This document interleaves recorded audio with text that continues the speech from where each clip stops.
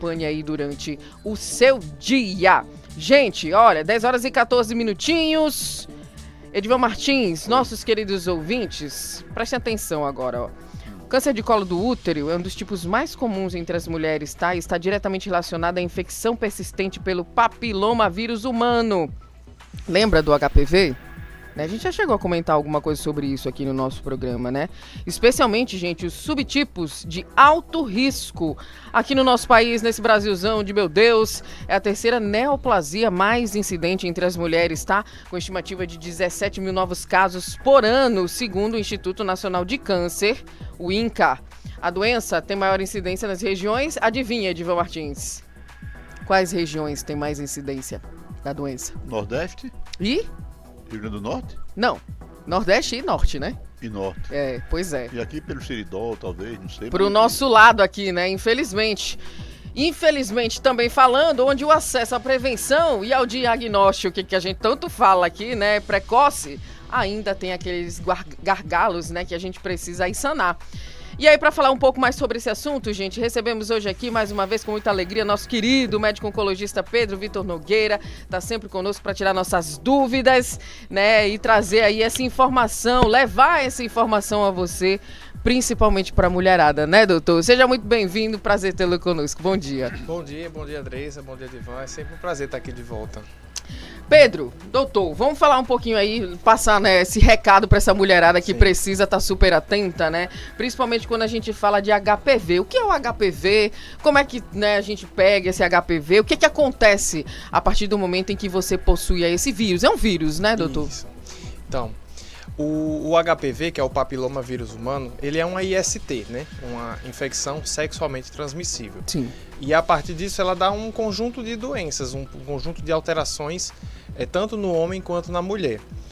A gente fala que o mais grave, a gente sempre alerta, que é o câncer do colo do útero, né? Porque o câncer do colo do útero ele é uma consequência dessa inflamação causada pelo vírus HPV. Mas ele não causa só o câncer, não. Ele causa desde as condições mais simples, como verrugas anogenitais, causa como cervicite crônica, que é a inflamação do colo do útero. E aí existem vários sorotipos, né? Ele tem os de menor risco, que causa só verruguinhas, coisas mais simples de se resolver. E existe esses sorotipos de HPV que são chamados de alto risco, que geralmente é o sorotipo 16, 18, que esses estão associados ao risco de desenvolvimento do colo do útero. Então, o que a gente sempre alerta quando a gente vai para uma campanha de conscientização da população, como é esse Março Lilás, é reforçar essa ideia da prevenção, porque todas essas condições são preveníveis.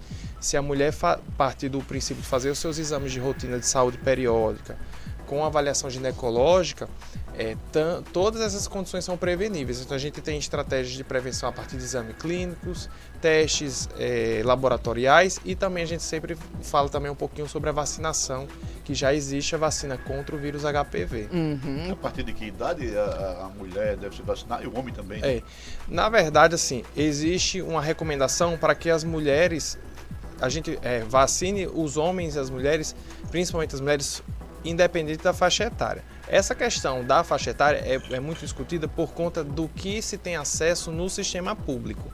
Então, a vacinação, infelizmente, ela não é disponível ainda no sistema público para toda a população. Então, como são doses limitadas, o que se tem de políticas públicas é vacinação de meninas e meninos dos 9 aos 14 anos. Por quê? Porque é aquele período em que, em geral, se começa a vida sexual ativa. Mas a gente continua recomendando fortemente para que mesmo se assim, as mulheres que estejam fora dessa faixa etária, que é contemplada pelo sistema público, que elas podem ter acesso à vacina pelo sistema privado também. Então, assim, eu digo que é um investimento muito bom, é um investimento que vale a pena. Se você não conseguir ter acesso eventualmente, fazer esse investimento, porque você, independente da faixa etária, vai estar em prevenção, né? Claro. Os homens a gente recomenda, apesar do homem não ter útero, né? Por que vacina os homens se os homens não têm colo do útero? É porque o homem ele é o vetor. O homem, ele é o transmissor. Oh, meu Deus do céu. Então, a gente vacina os homens para quebrar o ciclo de transmissão do vírus. Claro. Né? E as mulheres para protegê-las do câncer de colo do útero. Essa vacina do homem pode ser em qualquer idade?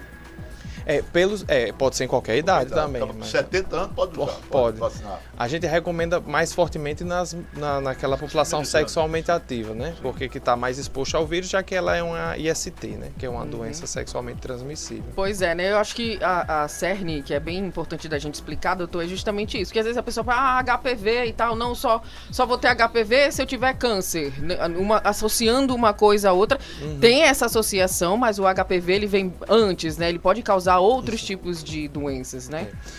Você comentou, Andressa, em relação a por que é Norte e Nordeste, né? As maiores incidências. Sim. Porque, tipicamente, o câncer de colo de útero está associado a acesso precário ao sistema de saúde, a diagnósticos tardios.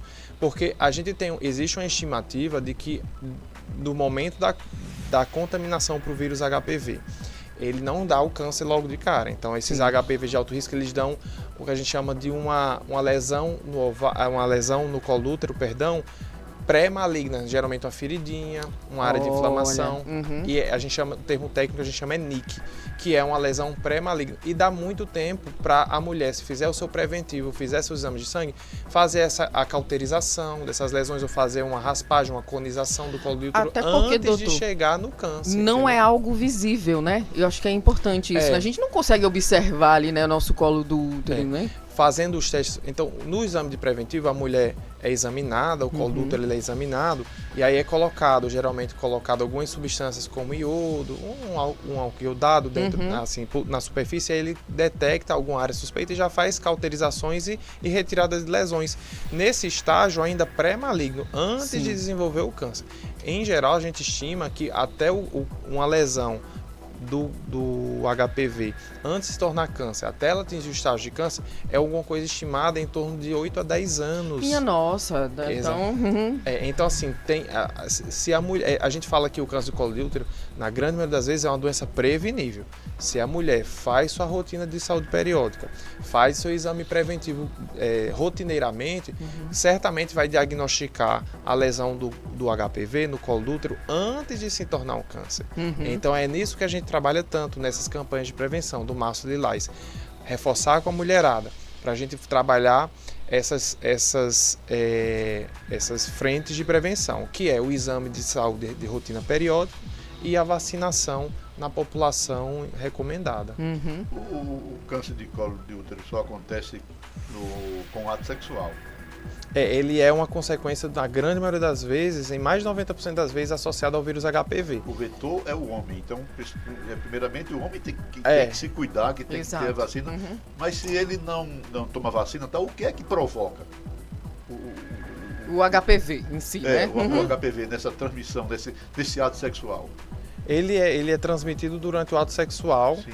E aí o vírus ele tá lá, ele é passado do homem para a mulher, e aí o vírus ele fica ali alojado na região do colo do útero, entendeu? E aí por muitos e muitos anos ele vai inflamando e dando a lesão no colo do útero. Esse vírus, como é que se adquire? Como é que o camarada sabe que tem ou não? Proveniente de quê? Falta de higiene? O que é que acontece para o cara adquirir esse vírus? É uma contaminação. Ele entra em contato com um parceiro que tenha também o vírus, ele é transmitido no ato sexual. E aí você perguntou, né, Edvan, como que sabe que tem, né? Como que faz para saber se tá? Então, no exame preventivo, o que tem de recomendação hoje? Então, a partir dos 25 anos de idade, então, atenção mulheres, né? A partir dos 25 anos de idade, as mulheres que já são sexualmente ativas, naturalmente, precisam fazer o exame do Papa Nicolau, que é um exame que faz um esfregaço, né? Faz uma coleta com a escovinha no colo do útero, é feito o exame ginecológico, e esse esfregaço é mandado para análise no laboratório para ver se detecta a presença do vírus. E a gente fala que a rotina de acompanhamento, a gente fala assim, é uma regrinha 1, 2, 3. A mulher faz de ano em ano. Deu 2 negativos, passa para 3 de 3 anos. Então, a cada 1 ano, veio 2 normais, pula para 3 de 3 anos. E isso garante, né? E se for detectada a presença do vírus ou alguma lesão suspeita, já se age rapidamente com a eliminação, com o tratamento da eliminação desse vírus do colo do útero, antes que isso evolua para o câncer. Sim. Eu fiquei mais preocupado com o homem, porque eu vou... Vai enfatizar novamente. O camarada que tem esse vírus, é sintomático? É. Aparece alguma coisa? No homem, como ele não tem o colo do útero para dar o Sim. câncer, né? No homem, basicamente, os sintomas são as verrugas anogenitais, entendeu? Então, Do porque aí, ânus, Também, né? Também. Também. Sim, também. Quando a gente tá falando de maço lilás, porque é o mês a gente enfatiza mais, porque realmente em termos de estatístico, o número de casos é muito maior do câncer do colo do útero. Mas o mesmo vírus HPV, ele está relacionado a outras modalidades também de transmissões sexuais, como o câncer do ânus e também como o câncer de garganta. Olha aí. Essa verruga que aparece aí no ânus e tal, pode ser confundida com hemorroida, por exemplo? Como é que você pode diferenciar? Geralmente é fácil de diferenciar, porque quando você examina, os aspectos são bem diferentes, né? Porque a verruga, né, a gente chama de condiloma, que é a verruga anal ou genital. Ela tem uma característica mais espessa, mais elevada, a gente fala com a superfície mais queratótica, descamativa. E a hemorroida não, a hemorroida é uma projeção de um vaso sanguíneo, então geralmente é uma formação mais sacular, é mais violácea, Mais interna também. mais interna. Se bem que a hemorroida pode ter externa também, mas e geralmente examinando, olhando, fazendo um bom exame, assim, um exame onoscópio, né, dá para diferenciar bem o que é condiloma, o que é a verruga e o que é Essa hemorroida. verruga é parecida com essas que a gente tem, doutor, né? Que aparece em outros locais da pele, né? Exatamente. Uma verruguinha ali, parece um sinalzinho, só que a gente percebe assim a diferença, Isso. né, do sinal em si para essa verruguinha. A verruga é como um caroço mais firme, né? Sim. E mais áspera, a superfície mais áspera. Sólido. Isso. Já a hemorroida é mais como uma coisa sacular, como se fosse um saquinho de sangue. Ela é reduzível, então ela volta. Essa entendeu? verruga também aparece no pênis Pode aparecer no pênis, pode aparecer em qualquer região aqui dessa região genital. Como é que diferencia de uma doença venérea, por exemplo? Tem um tal de umas cristas, não sei de quê. Tem, não, mas existe o jeito, mas Por isso que você tem que passar por uma avaliação médica, porque existe o grupo das doenças sexualmente transmissíveis, existem várias, né? Os condilomas, que são as verrugas genitais, são apenas alguma dessas, e aí essa está associada ao HPV. Outras estão associadas a outros agentes infecciosos. Também descobre por meio de exame de sangue, doutor? É O quê? possível? O HPV? Saber se O HPV a gente tem testes de sangue não, mas tem os testes das secreções, tanto vaginal, né, quanto do pênis também. Sim. A gente fez. Existe já testes bem avançados de fazer no mesmo exame que faz o Papa Nicolau, Sim. pega material, manda bem para pesquisa do DNA do vírus. Era Olha. bem pregado que a mulher no ato sexual. Deixa eu dar uma olhadinha aqui na sua traseira. Deixa eu dar uma verificada aqui. Peraí, vamos dar uma verificada aqui antes que... Como é que tá aqui? Que eu não vou. Eu não vou. Mas existem as formas de prevenção também, né? Então, mas esse é assim, o que a gente recomenda é não confie. Preservativo sempre. Sempre, Você né? não sabe. Não tem essa de... Eu sempre falo, quando tá no consultório, mulheres, não confie. Não confie. Você não sabe. Não, mas já tô com esse parceiro há algum tempo, já dá para adquirir uma confiança disso. Limpinho, cheirosinho. Não confie. A recomendação é preservativo sempre, né? Para evitar as doenças sexualmente transmissíveis. Pois é, e evitar também, né, o HPV, gente. Grave, porque quando né? chegar lá na Qual o frente, índice né? do câncer de colo de útero? Ele tá nas mulheres, ele tá em terceiro lugar. Olha ele aí. perde, em primeiro lugar é mama. Segundo lugar é o colo retal, né? Que veio com tudo nessa última década. Minha Subiu nossa, de quarto Ave lugar Maria. para segundo lugar em homem e mulher. Alimentação é miojo. Viu? Pior que é mesmo. E aí, em terceiro lugar, o câncer do colo do útero. Aí, no Brasil, são 17 mil casos por ano. E aqui no Rio Grande do Norte, a estimativa do INCA são 280 casos por ano. Tratamento, doutor. Se descobrir no começo, é aquele clichê, né? Diagnóstico precoce. O que a gente quer é que seja feito o diagnóstico antes do câncer. Quando ainda está nesse estágio da infecção pré-maligna, a gente fala, né? Quando está só uma úlcerazinha no colo do útero, quando está nessa fase que a gente chama de NIC, né? Então, na maioria das vezes, quando é diagnosticado nessa fase pré-maligna, é só fazer ou a cauterização ou o que a gente chama de conização, que é tirar um pedacinho. É porque o colo do útero tem esse formato cilíndrico, aí tira um cone, certo. conização. Quando é diagnosticado já na fase maligna, aí, dependendo da profundidade que atinge, os tratamentos variam de cirurgia ou radioterapia. Algumas vezes tem que associar um pouco de quimioterapia, mas é um câncer que é conhecido por ser sua altíssima chance de cura quando diagnosticado precocemente. Sim. E aí, quando a gente fala de cirurgia, a esterectomia total, doutor? Isso. Na verdade, a cirurgia é um pouquinho maior do que a esterectomia convencional, porque quando a gente fala esterectomia total, tira o útero todo. Quando a gente fala de câncer, a gente faz a esterectomia total, mas acaba tirando também os ovários de rotina. Tem que tirar alguns ligamentos da região da pelve, linfonodos são gânglios linfáticos.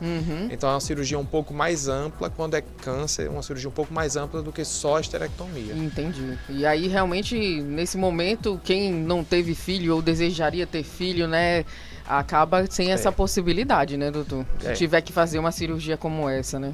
Aí sobraria as opções de tentar fazer um congelamento de óvulos antes da cirurgia para tentar depois fazer uma reprodução assistida, mas depois da cirurgia sai úteros e ovários.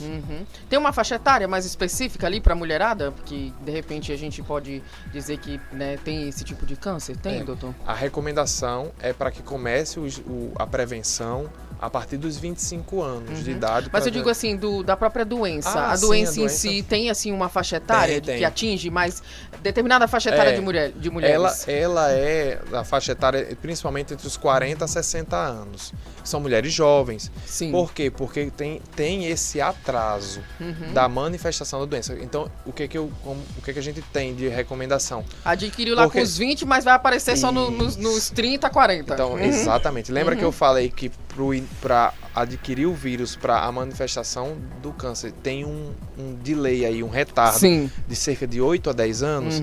Então tem tempo, em geral, mais do que suficiente para a mulher se cuidar e não deixar chegar no estágio de câncer. Então, geralmente, ela se contamina ali na faixa etária de adulto jovem, e por volta dos 20 anos, e fica de 20 a 30 anos. Não tá nem com muita responsabilidade, 20 a 30 anos, e aí a incidência maior do câncer de colo de útero vem para essa faixa de 40 a 60. Sim. Portanto, gente, fica aqui mais um alerta para você, né? Principalmente para a mulherada aí, né? Fica atento. Estamos nesse mês aí do Março Lilás, né? E trazendo mais uma informação para que você bote nessa cabecinha, se cuide, né? Seja mais jovem, seja mais velho. A prevenção, ela é sempre muito bem-vinda, né, doutor? Principalmente quando a gente está falando não só do HPV em si, mas de todas as doenças que são transmissíveis, né, por meio aí do ato sexual, né? Então se previna, use camisinha, né? Não faz que nem o doutor tá dizendo aqui, não vem confiar não confia não. Fica sempre com a antena ligada, desconfiada.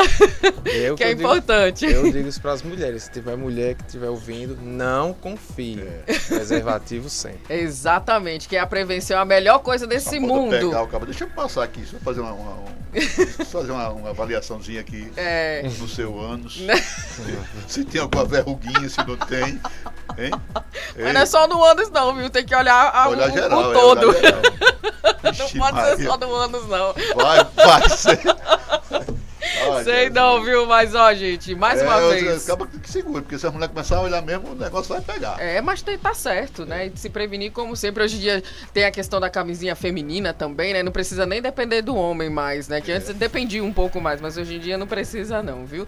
Doutor Pedro, muito obrigada. É sempre um prazer ter você aqui, viu? Obrigada pelos esclarecimentos, né? E mais uma vez trazendo aí esse recado especialíssimo para a mulherada que tem que se cuidar, fazer aí os seus exames, né? Vai sempre aí ao ginecologista para que você possa, né, fazer os seus exames de rotina que são de suma importância, né? Principalmente quando a gente fala de câncer. Muito obrigada, viu? Eu que agradeço. Então, mandando um abraço para você, a doutora Iana Martins. Eita! Querida. Na escuta do nosso programa e não... A melhor endocrinologista de Natal. Arrasa. Maravilha. Obrigada mais uma vez, viu, Pedro? Até mais. Gente, conversamos com o médico oncologista Pedro Vitor Nogueira. Quem quiser, aliás, Pedro, acho que eu nenhuma das outras vezes que você veio aqui, eu não cheguei a perguntar, mas quem quiser entrar em contato com o Pedro, como é que faz para encontrar o doutor? Só procurar no Instagram, porque lá tem as informações para contato e agendamento. É @pedrovictor.nogueira. Pronto, @pedrovictor.nogueira. Como é que é o Marcelo Mendonça? Sim. Uma mulher que tem relação só com um parceiro e o parceiro é fiel para ela, existe algum risco de ter o HPV? Olha, se é um casal que não é contaminado, nenhum dos dois é contaminado pelo vírus e eles têm uma relação, né, exclusiva entre eles, não tem como ter a contaminação pelo vírus, porque é um vírus de transmissão exclusivamente sexual. Se o cara der um puladinho de cerca, é capaz, né? Né?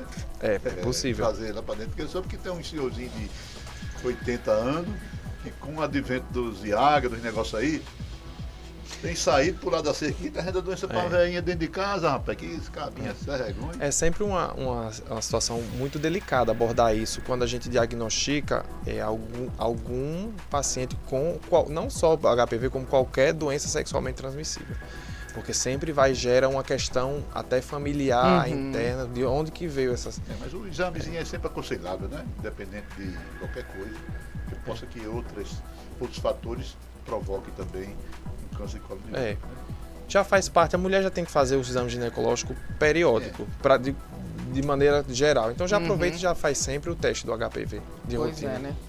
Bom, Gleison fez uma pergunta que eu não entendi muito bem, acho que eu vou direcionar para você aí, Edivan. Mas ele também fala que a oncologia é uma especialização complicada, né, e importante, principalmente com o envelhecimento da população. E é verdade, viu, Gleison? Porque, né, cada vez mais a gente vê nossa população envelhecendo e vê também aí o câncer chegando junto, né? Mas ainda bem que a... Oi. Só aborda, eu não entendi direito qual foi o contexto. Se na cirurgia, sei lá, alguma coisa, se queima só a borda ou tem que cuidar do interior também? Depende de caso a caso, né? Não tem como a gente generalizar. Vai depender muito de como que tá a situação de cada mulher. Pois é, né? E até chegar, de repente, como a gente comentou aqui, Gleison, na questão da cirurgia também, que é um passo que pode ser que, né, precise, né, da cirurgia também. Portanto, né, tirando as dúvidas aqui dos nossos ouvintes com o Pedro, vai lá e segue ele no Instagram também, tá?